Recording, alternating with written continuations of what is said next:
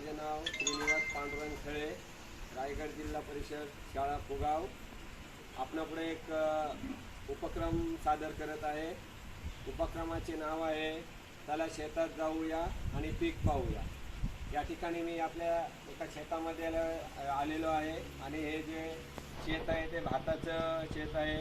तुम्ही पाहत असाल की नुकतंच हे भाताच्या पीक वर येऊन भाताच्या लोंब्या किंवा ओंब्या त्या दिसत आहेत.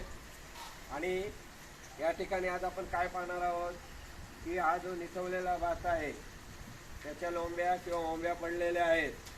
त्या ज्या वेळेला गर्भात असतात त्यावेळेला त्या कशा असतात, तर ज्या लोंब्या असतात त्या गर्भावस्थेत ज्या वेळेला असतात त्याला आपण टटोरी किंवा पटोरी असे म्हणतो.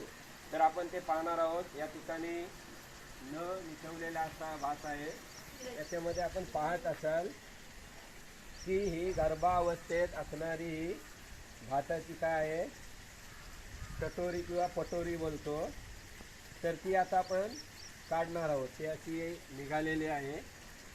ही भाताची गर्भावस्था आहे. म्हणजे जसं आपलं माणसाचं मूल आईच्या पोटात असतं त्याला आपण गर्भात म्हणतो, त्याप्रमाणे हा भात गर्भात आहे. आणि ते आपण आता खोलणार आहोत.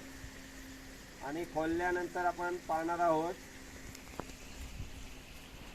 हा पहा, त्या पटोरीमध्ये भाताची लोंबी किंवा ओंबी जी आहे ती काय केलेली आहे, आतमध्ये आईच्या पोटात जसं बाळ असतं त्याप्रमाणे ते बाळ काय केलेलं आहे, आतमध्ये लपलेलं आहे. हे आता आपण ते काढून पाहणार आहोत.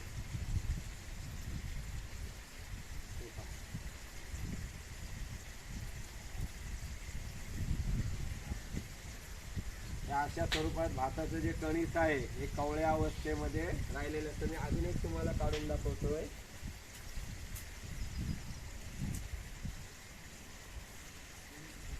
हे पहा,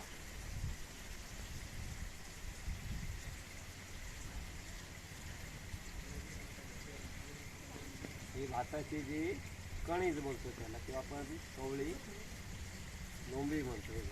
अगदी सुंदर दिसत आहे, शुभ्र अशी दिसत आहे. आणि हा आता जो आहे हा भातामध्ये हळूहळू ते करून ते गर्भातून बाहेर पडणार आणि मग यानंतर ते अशा स्वरूपात दिसणार आहेत आपण पाहत आहात. आणि नंतर मग हळूहळू भरून ते पिवळ्या किंवा सोनेरी रंगाची होणार आहे. तर आज आपण काय शिकलो, तर भाताची जी गर्भावस्था आहे त्या गर्भावस्था पटोरी किंवा चटोरी या स्वरूपात आहे. माझ्या ठिकाणी एक विद्यार्थिनी आलेली आहे, नुपूर खळे. तिला मी हे खोलायला दाखवणार आहे, खोलून तिला सांगणार आहे. प्रत्यक्ष विद्यार्थी घेऊन या ठिकाणी आलेलो आहे. नुपूर, हे काय करतेस तू? हां, भाताचे बाळ शोधते. म्हणजे ती पटोरीतील जो गर्भावस्थेतील भाताची अवस्था आहे. हे बघा, हळूच काढ. म्हणजे हा सध्या मुलांना समजायला पाहिजे की आपण जे अन्नधान्य खातो ते कशा प्रकारे तयार होतं. आणि या ठिकाणी तिला समजलेलं आहे.